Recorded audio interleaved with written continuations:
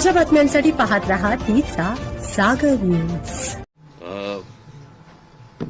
पत्रकार परिषद सुरू करण्या अगोदर मी एका गोष्टीचा खुलासा करू इच्छितो। काल एक आपले खेळाडू गावित हे काल येऊन गेले, तुमच्याकडे बातम्या मी पाहिल्या। त्यातला सर्वात महत्वाचा भाग म्हणजे एक तर त्यांना कोणी बोलवलं होतं हे मला माहित नाही, ते आलेत हेही मला कोणी सांगितलं नाही। त्याच्यामुळे ते आलेत आणि मी भेटणार नाही असं का करीन मी? त्याच्यामुळे मला माहितीच नसलेल्या गोष्टीवरती त्या बातम्या आल्या आणि त्यांचाही काही गैरसमज झाला की ते 2 तास थांबले आणि मी त्यांना भेटलो नाही। परंतु मला माहितीच नव्हतं, मला कोणी सांगितलंच नाही की ते आलेत म्हणून। मला जर कोणी सांगितलं असतं मी निश्चित त्यांना नक्कीच भेटलो असतो। परंतु त्यांना कोणी बोलवलं आणि मला का कोणी सांगितलं नाही ह्या गोष्टी सगळ्या बाजूला सोडा आपण। परंतु भेट नाही झाली त्याच्याबद्दल ते नाराज झाले, त्याच्याबद्दल मी दिलगिरी व्यक्त करतो। ते मला असं वाटतं दिल्लीला गेलेले आहेत आणि दिल्लीला जाऊन आल्यानंतर मी निश्चित त्यांची भेट घेईन आणि त्यांच्याशी मी निश्चित या गोष्टी बोलीन। तुमचाही काही संपर्क झाला तर मला असं वाटतं त्यांच्या कानावरती ही गोष्ट घाला की मलाच काही माहीत नव्हतं, त्याच्यामुळे भेटण्याचा न भेटण्याचा काही विषय येत नाही। बाकी काय विचारा आता काय? नाशिक सिंहस्थ कुंभमेळ्यावर सध्या फोकस आहे संपूर्ण प्रशासनावर। आपल्या सत्ता काळामध्ये सिंहस्थ कुंभमेळ्याचा त्याचा होता। आता आपण जी माहिती घेत आहे किंवा आपल्याला जे कळतं सिंहस्थाची कामं शहरभर सुरू आहेत, काय इनपुट्स आहेत आणि काय नेमकी अपेक्षा आहे? मी तुम्हाला माझा अनुभव म्हणून तुम्हाला सांगतो की ज्या वेळेला मी 2 आतापर्यंत कुंभमेळे मी असताना इथे झालेत, एक 2003चा आणि एक 2015चा। 2003चा कोणाला आठवत पण नसेल, 2015 बद्दल आपण बोलू। 2015चा जो कुंभमेळा झाला त्यावेळेला जी काही नाशिकमध्ये जी काही कामं झाली आणि ज्या प्रकारे कुंभमेळा झाला, मला असं वाटतं की नाशिक शहराला देखील कळलं नव्हतं की कुठे काय कामं सुरू आहेत आणि काय कशा प्रकारची कामं सुरू आहेत। ती झाल्यानंतर सर्वांना दिसलं की कशा प्रकारचे रस्ते झालेत आणि काय झालंय वगैरे। आणि त्या कुंभमेळ्यातनं पैसे काढणं, त्यातनं काही अर्थकारण हा मुळात उद्देश नसल्यामुळे तो खूप सोप्या पद्धतीने चांगल्या पद्धतीने तो त्यावेळेला झाला। आत्ताचं जे मला दिसतंय ते मला काय मी ऐकलेत ज्या गोष्टी, काय रे बाबा तू कुठे होतास तू?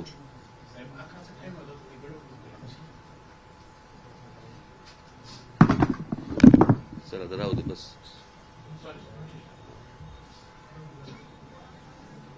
आत्ता मी तुमच्याच माध्यमातून ज्या गोष्टी आमच्या कानावरती येतात, संपूर्ण शहरामध्ये खड्डे पडलेले आहेत, काही गाड्या ट्रक बिग सगळे खड्ड्यामध्ये गेलेले आहेत, माणसं गेली आहेत त्याच्यामध्ये खास करून।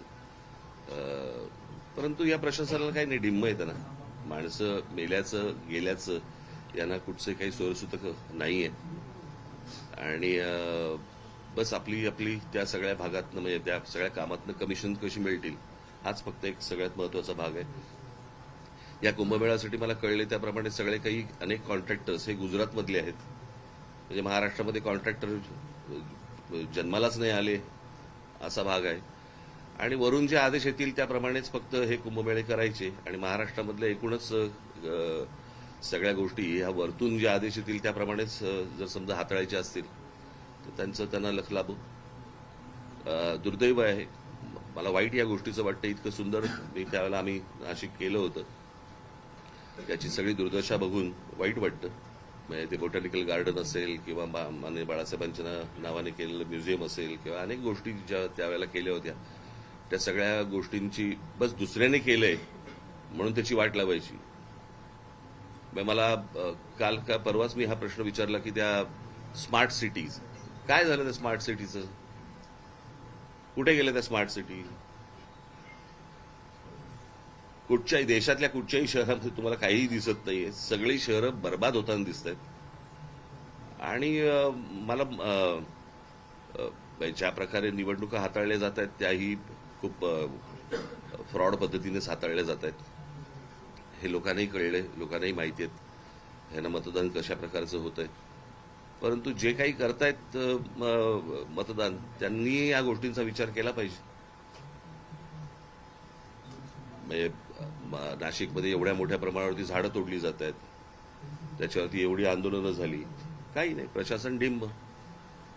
आणि ते सगळं चालू असताना देखील ज्यावेळेला निवडणुका झाल्यानंतर परत जर समजा भाजपचं लोकांना निवडून देत असतील, भोगा. अजून काय बोलू शकतो मी?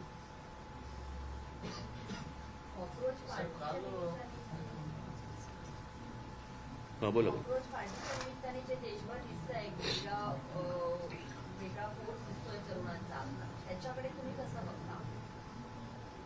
नाही, कसं आहे, आता ह्या सगळ्या गोष्टींमध्ये हे शिक्षणामधल्या ज्या गोष्टी आहेत, कसं आहे, हे बऱ्याच वर्षानंतर असं आंदोलन आहे या सगळ्या गोष्टींकडे. काय, प्रत्येक आई वडिलांचा मुलगा हा काही नीट परीक्षेला बसला नव्हता. तिथे आलेले सगळेच विद्यार्थी हे काही नीटचे विद्यार्थी नव्हते. पण जे विद्यार्थी, जे तरुण तिकडे जे आले होते, तो त्यांच्यामधला जो राग आहे, तो मला असं वाटतं सगळा सभोवतालचा सगळा राग तिकडे बाहेर आला आणि तो ह्याच्या पुढे अजून जोरात जास्ती मोठ्या पद्धतीने बाहेर येईल. म्हणजे जंतर मंतरवरती झालेलं आंदोलन ही सुरुवात आहे, कळलं का? ते आता आंदोलन शांत आहे किंवा, परंतु राग, सरकारबद्दलचा राग ज्या वेळेला अशा प्रकारे बाहेर येतो, कारण हे आंदोलन घराघरात शिरलं. ज्या वेळेला त्या तरुणांना, ज्या विद्यार्थ्यांना मारलं, बरं का, आणि प्रत्येक आई वडिलांना असं वाटलं, प्रत्येक आजोबा आजींना असं वाटलं की बाबा माझ्या पोराला मारलं, हे का मारतायत मुलांना? खरं तर ते शांतपणे आंदोलन सगळं सुरू होतं. सरकारने या सगळ्या गोष्टींची सुरुवात केली. आणि मला एवढंच फक्त म्हणायचं, हे भाजपमधलंच अंतर्गत हे भांडण आहे आणि त्याच गोष्टी आता सगळ्या चव्हाट्यावरती येत आहेत. काल बैठक घेतली पदाधिकाऱ्यांची, एसआयआरच्या मुद्द्यावर पण चर्चा झाली. मी तुम्हाला आता तुम्ही आता हा प्रश्न विचारत, मी येतो त्याच्याकडे. शिक्षणाच्या बाबतीत मला काल अनेक विद्यार्थी काल येऊन भेटले मला. हाच नाशिकमधला पॅटर्न हा संपूर्ण महाराष्ट्रभर चालू असेल. प्रश्न असा आहे की दगडांवरचे ठसे घेऊन त्यांचं आधार कार्ड चेक करण्यापेक्षा मला असं वाटतं चंद्रकांत पाटलांनी या विद्यार्थ्यांकडे जास्ती लक्ष दिलं पाहिजे. मग मला ही गोष्टच नाही समजली की 10वी पास झाल्यावरती पहिल्यांदा क्लासमध्ये ऍडमिशन घ्यायची आणि क्लासमध्ये ऍडमिशन घेतल्यानंतर क्लास सांगणार की कोणत्या कॉलेजमध्ये ऍडमिशन घ्यायची. आज ते विद्यार्थी कॉलेजला न जाता 8-8 तास त्या क्लासमध्ये जाऊन बसतायत आणि तिकडे शिकतायत. मग कॉलेज काय करतंय? कोचिंग क्लासेसवरती निर्बंध आणायचा आपला मसुदा गेले 24 वर्षापासून पेंडिंग आहे, तयार आहे मात्र. नाही, कोचिंग क्लासेसमधनच ह्या सगळ्या कोचिंग क्लासेस सगळेच काय वाईट असतात अशाला भाग नाहीये. परंतु आता जे काही धंदा म्हणून जे आलेले आहेत, आता नीटचा पेपर देखील यांच्याचकडनं फुटला ना, याच कोचिंग क्लासवाल्यांकडनंच फुटला ना. आतापर्यंत जेवढे पेपर फुटले या कोचिंग क्लासवाल्यांकडनं फुटले ना. मग प्रश्न असा आहे की ते निलकणी आणून तिथे आता काहीतरी त्या निलकणींना आणलंय वरती, त्यांनी मला असं वाटतं या क्लासेसवरती पहिल्यांदा लक्ष दिलं पाहिजे.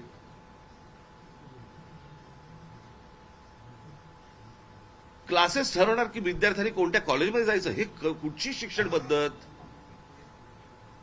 चंद्रकांत पाटलांनी याच्यामध्ये लक्ष घातलं पाहिजे, मुख्यमंत्र्यांनी याच्यामध्ये लक्ष घातलं पाहिजे. विद्यार्थ्यांचे हाल होत आहेत. कॉलेजमधली फी किती? 20,000 रुपये आणि क्लासमधली फी किती? 1,40,000 रुपये. म्हणजे क्लासेस आणि कॉलेज यांच्या संगनमतानेच ह्या सगळ्या गोष्टी होत आहेत. क्लासेसवाले कॉलेजवाल्यांना पैसे पुरवत असणार. क्लासमध्ये 8-8 तास गेल्यानंतर कॉलेजमध्ये अटेंडन्स कसा लागतो? या अशा प्रकारची भिकार शिक्षण परिस्थिती शिक्षणाची असताना त्याच्यानंतर तुम्ही म्हणायचं की विद्यार्थ्यांनी चिडायचं नाही, तरुणांनी चिडायचं नाही, म्हणजे काय? काल मला काही विद्यार्थी मला इतकं वाईट वाटलं. मला त्यांनी विचारलं, साहेब परत नीटचा पेपर नाही ना फुटणार? एवढी आज तिथे एक मुलगा, मला मी त्या मुलाचं नाव काल त्याचे घरचे येऊन गेले, ज्याने आत्महत्या केली, यश गोसावी. त्या मुलाने आत्महत्या केली. ज्या 21 विद्यार्थ्यांची नावं आहेत आत्महत्या केलेल्या ह्याच्यामध्ये, त्याच्यामध्ये त्या यशचं नाव नाहीये. नाशिकमधला मुलगा आहे तो.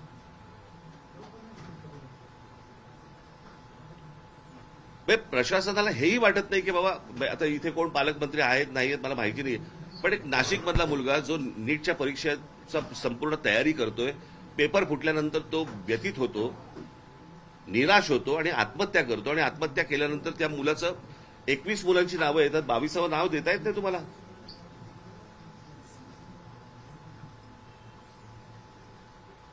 हे कोणतं सरकार चालू आहे आणि काय प्रकार चालू आहे मला समजलंच नाही. मला मी तुम्हाला एक गोष्ट वाचून दाखवतो, तुम्ही ती सर्वांनी नीट ऐका. आता बस, आता शांत.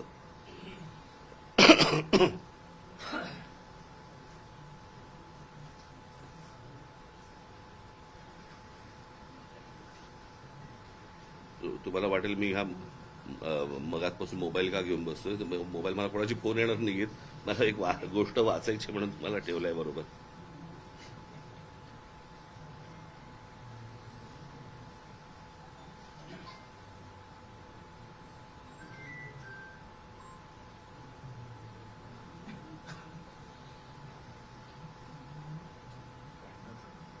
हा तेच तुला पाठवलं होतं ना काय. हा हा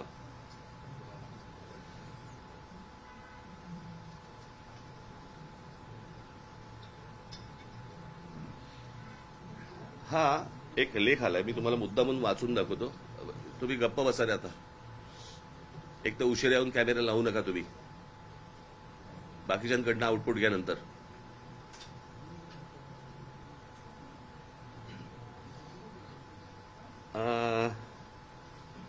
टाइम्स ऑफ इंडियामध्ये आलेला हा लेख आहे, मी मुद्दा म्हणून तुम्हाला वाचून दाखवतोय. हा पल्लवी अय्यर या पत्रकारांनी हा लेख लिहिलेला आहे त्याच्यामध्ये, आणि त्यांनी चीन आणि भारत अशी एक कंपॅरिझन त्यांनी केलेली आहे.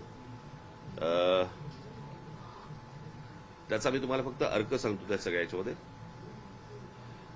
आपली आणि चीनची तुलना खरं तर करू नये. मोठी लोकसंख्या ही एक गोष्ट सोडली तर खूप फरक आहे. आपल्यात मुख्यतः तिथे लोकशाही नाही आणि आपल्याकडे ती आहे. तिथली राज्यव्यवस्था वेगळी आणि आपली वेगळी. परंतु तिथे शाळा झाल्यानंतर, 10वी झाल्यानंतर, शाळा झाल्यानंतर चीनमध्ये सगळी मुलं एक परीक्षा देतात, सगळी. त्या परीक्षेला गावकाव असं नाव आहे, गावकाव. मागे आवाज बंद करा रे तुम्ही, नाही तर निघून जायला सांगता ना. एक तर ते पत्रकार नाही आहेत. भारतात नीट दिली, भारतामध्ये नीटची परीक्षा 22,70,000 मुलांनी दिली. तर यावर्षी चीनमध्ये गावकाव नावाची परीक्षा दिली साधारण 1,33,50,000 मुलांनी, भारताच्या 6 पट. त्यात त्यांनी जे केलं ते आजच्या टाइम्स ऑफ इंडियामध्ये पल्लवी अय्यर यांनी दिलंय. त्याच्यात त्यांनी मुद्दे दिलेत, 6 मुद्दे महत्वाचे आहेत. प्रश्न एकाच, हे जे प्रश्न आहेत त्याचे प्रश्न पत्रिका, प्रश्न एकाच ठिकाणी तयार केले, परंतु परीक्षा घेण्याची जबाबदारी प्रांतांवरती सोपवली. सर्वात महत्वाचा मुद्दा हे आपल्याकडे जे काही केंद्रीय पद्धतीने जे चालू आहे, एका ठिकाणी पेपर त्यांनी केले आणि राज्यांना सांगितलं की तुम्ही कंडक्ट करा म्हणून. परीक्षा पेपर्स एखाद्या टॉप सिक्रेट प्रमाणे गुप्त ठेवले गेले.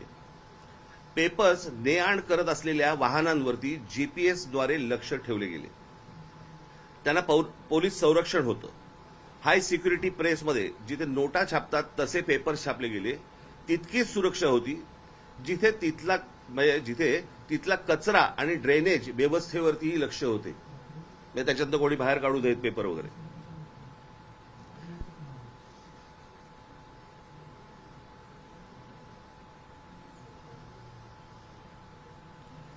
ज्या शिक्षकांनी पेपर्स काढले होते हे मागचे सगळे बाहेर काढतात. जर सगळ्यांना बाहेर काढा, सगळ्यांना बाहेर काढा. जा, सगळ्यांना बाहेर काढा. जरा सगळ्यांना बाहेर काढा. सगळे जा, तुम्ही सगळे बाहेर थांबा. सगळे बाहेर थांबा. सगळे बाहेर थांबा. सगळ्यांना बाहेर थांबा.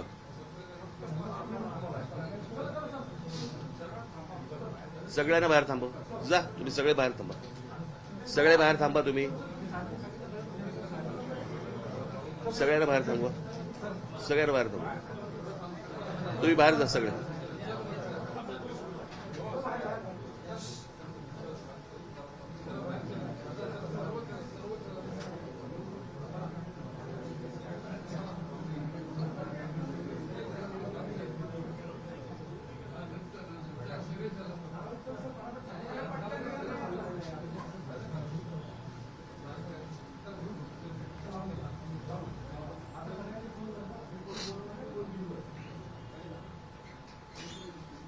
आता शेवटचा मुद्दा. ज्या शिक्षकांनी पेपर्स काढले होते त्यांना सुमारे महिनाभर एका संरक्षित सुरक्षित ठिकाणी ठेवलं होतं, कोणत्याही संपर्काशिवाय. सगळा देश त्या परीक्षेच्या आठवड्यात दक्ष होता. बांधकाम गंमत बघा तुम्ही. आपण म्हणतोय तिकडे काय हुकुमशाही आहे किंवा काय जे काय म्हणतोय आणि आमच्याकडे लोकशाही वगैरे, पण आमच्या मुलांनी कशा प्रकारे त्यांचं भविष्य उभं केलं पाहिजे आणि ही परीक्षा सर्वात महत्वाची आहे.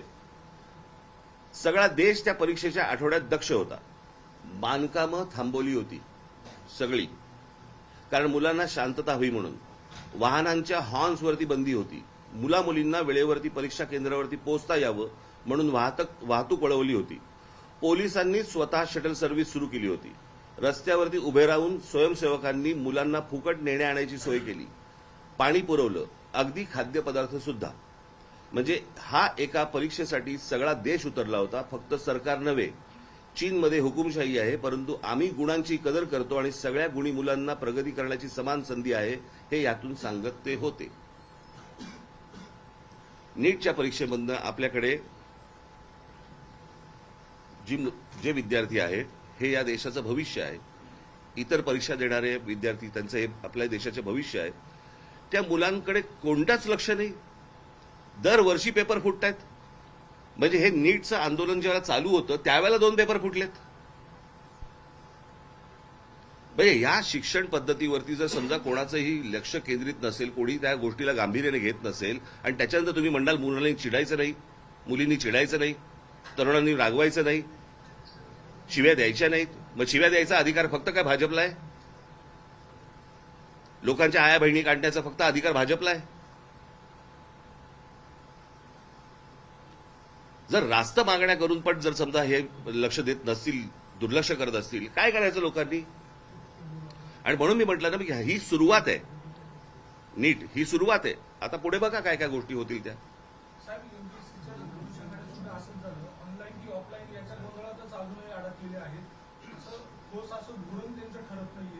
एक मिनिट जर थांबे. कोण आहे रे हे मोबाईलवरती? ते अजून बाहेर नाही गेले का? तर बाहेर थांबव ना सगळ्यांना. काय इथे त्यांचं काय काम आहे?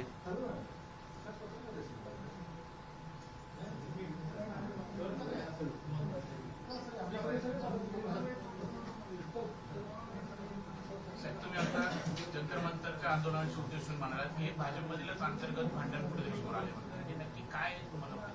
मी सांगितलं होतं ना मागच्या वेळेला. मी एका पत्रकार परिषदेमध्ये, मी माझ्या सभेमध्ये पण सांगितलं, माझ्या भाषणामध्ये पण सांगितलं होतं. हे प्रत्येकाच्या महत्वाकांक्षा मोठ्या झालेल्या आहेत. आम्हाला पंतप्रधान व्हायचंय, मला पंतप्रधान व्हायचंय. त्याच्यामुळे त्या दिवशी मी जे सांगितलं ना की ज्या वेळेला तुम्ही समोरचे शत्रू ज्या वेळेला संपवतात त्यावेळेला शत्रू तुमच्यामध्ये निर्माण होतात आणि ते जगाचा इतिहास आहे हा. ती प्रोसेस भाजपमध्ये सुरू झालेली आहे ऑलरेडी. आता ती थांबू नाही शकत. वैद्यकीय महाविद्यालयामध्ये प्रवेशासाठी नीट परीक्षा आहे.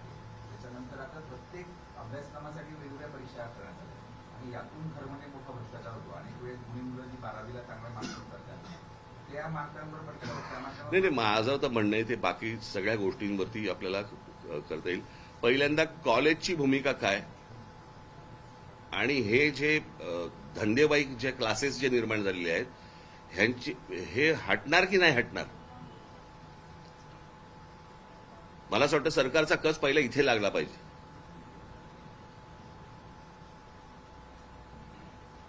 ह्यांच्या धंदेवाईकपणामुळेच या सगळ्या गोष्टी सुरू आहेत ना. वर्तमानपत्रांना फुलपेज जाहिराती द्यायच्या, आमच्याकडे हे आलं आणि तो आला, असा आला, कसा आला? मग हेच पेपर फोडणार, ह्यांचेच कनेक्शन. मी पहिला नीटचा पेपर फुटला, बरोबर आहे, त्यावेळेला मी जर चुकत नसीन तर काहीतरी 25 लाख रुपये काहीतरी त्याची किंमत होती, बरोबर? आणि आत्ता जो फुटला त्याची 1.5 कोटी आहे. म्हणजे डॉलरचा रेट का वाढला हे कळलं आपल्याला.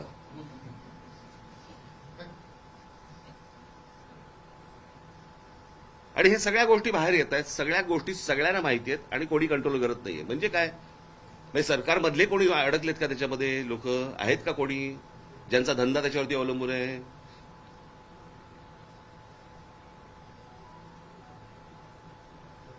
मला या सगळ्या गोष्टींची उत्तर सरकारने द्यावीत. महाराष्ट्र लोकसेवा आयोगाच्या अनुषंगाने देखील अजूनही गोंधळ आहे. ऑफलाईन किंवा ऑनलाईन परीक्षा कशी द्यायची ठरत नाहीये. विद्यार्थी तुम्ही मला प्रश्न विचारताय का सांगताय?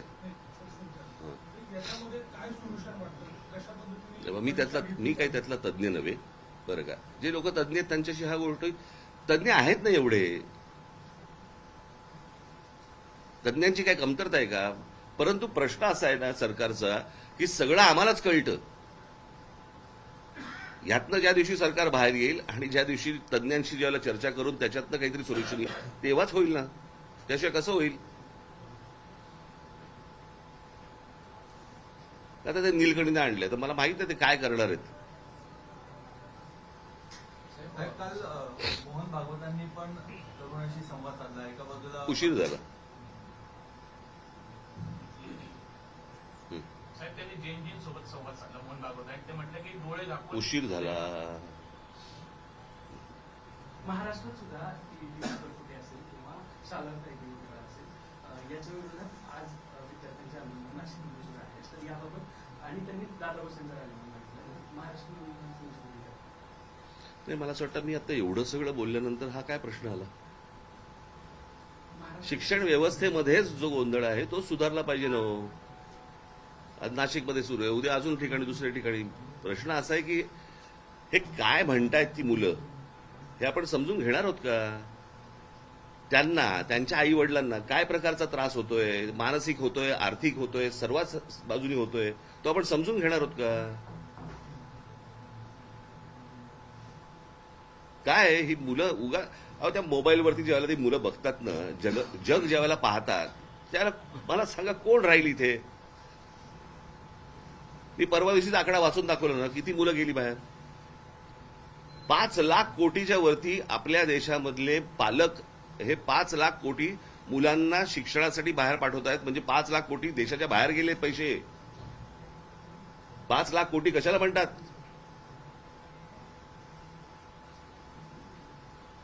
अहो या विद्यार्थ्यांचं काय, म्हणजे याचं काय आहे? इथे सरकारमधले असलेल्या मंत्र्यांची मुलं बाहेर शिकतायत. म्हणजे ज्यांचा आता राजीनामा घेतला, कोणते धर्मेंद्र प्रधान, त्यांची मुलगी बाहेर परदेशात शिकतेय. धर्मेंद्र प्रधानांच्या मुलीचा जर देशाच्या शिक्षण व्यवस्थेवरती विश्वास नसेल, बाकीच्या मुलांचं काय घेऊन बसलो आपण?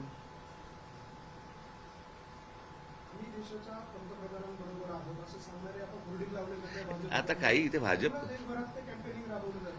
प्रश्न असा आहे होर्डिंगमुळे कोणी बरोबर येत नाही हो. ते सगळा जुना माल बाहेर काढतात. आता काय होणार नाही. जो बुन से गई वो हौद से नहीं आती. साहेब, काँग्रेसने सुनेत्रा उपमुख्यमंत्र्यांबाबत नाही, मला असं आरोप केला. मला साहेब, चला, कालच्या बैठकीमध्ये आपण एसआयआरच्या मुद्द्यावर पण मार्गदर्शन केलं. एकूण जे एसआयआरची कार्यप्रणाली चालू आहे देशामध्ये काय? नाही, मला अनेक ठिकाणी मला एसआयआरचे जे अधिकारी आहेत त्यांच्याबरोबर भारतीय जनता पक्षाची लोक फिरत आहेत. का फिरत आहेत? घराघरामध्ये त्यांची लोक का जात आहेत? माणसं बघून तुम्हाला कापायची आहेत का? ही कुठची प्रथा सुरू केली मला समजलं नाही. मला जे त्यांनी पश्चिम बंगालमध्ये केलं, जे त्यांनी बिहारमध्ये केलं, तेच येथे महाराष्ट्रामध्ये करायचं चाललंय. आमच्या लोकांना सतर्क व्हायला सांगितलेलं आहे. 3 वर्ष आहेत निवडणुकांना. अशी काही यादीचे कन्फर्म करू शकत नाहीत ती. अशी काय माणसांना तुम्ही डिलीट करू शकत नाही. पण कशा प्रकारच्या गोष्टी सुरू आहेत त्यांच्या, ते तुम्हाला लक्षात येतं. आणि हे कशा प्रकारच्या निवडणुका कसे जिंकतात तेही तुमच्या लक्षात येतं. सगळा फ्रॉड आहे अख्खा. हे मी आज नाही बोलतोय, मी 2017 पासून बोलतोय. मी ज्यांना ज्यांना सांगितलं त्यांना आज कळतंय. चला, उशिरा आलास ना. उशिरा आलास ना. होतंय या जाणून घेण्यासाठी पाहत रहा तीचा जागर न्यूज.